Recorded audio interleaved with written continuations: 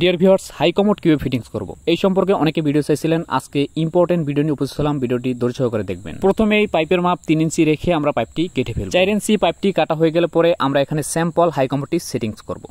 যার কারণ হচ্ছে এখানে আমরা হাই কমোডের যে নাটের দাগটা আমরা নিয়ে নিব। আমরা যেভাবে নাটের দাগটি নিয়ে নিলাম আপনারা সেভাবে নিয়ে নিতে পারেন।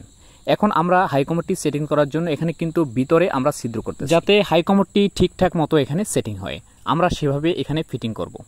দেখতেই পাচ্ছেন আমাদের ঠিকঠাকভাবে হাই কমোডটি সেটিং হয়ে গেল। এখন আমরা হাই কমোডের নাটটা খুব সুন্দরভাবে টাইট দিয়ে নিব। ফ্লাশ সেটিং এর কাজটা একটু সাবধানের সাথে করতে হবে। এখন দেখতে পাচ্ছেন এখানে আমরা ফ্লাশ সেটিং করতেছি।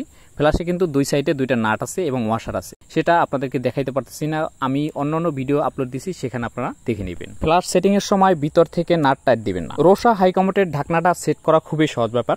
এটা আপনারা ক্যাটালগটি দেখে সেট করতে পারবেন, আর এটি খুব সাবধানের সাথে টাইট দিবেন। দেখতেই পাচ্ছেন ঢাকনাটি সেট করার সময় এখানে দুইটা ক্লিপ আছে, ক্লিপ দুটি চাপ দিলে এখানে সেট হয়ে যাবে। এখন আমরা হ্যান্ড শাওয়ার লাইনের জন্য এখানে হ্যান্ড শাওয়ার লাইনে অবশ্যই লেদ পাইপ ওয়াশার দিবেন, আর ওয়াশার দিতে ভুলে গেলে কিন্তু পানি লিক করবে। আরেকটা বিষয়, হাই কমোডে কিন্তু অবশ্যই পুশ শাওয়ার থাকে। আর এখানে দেখতে পাচ্ছেন হাই কমোডটি সেট করার পরে এখানে চারপাশে কিন্তু পুটিং দিয়ে নেবেন।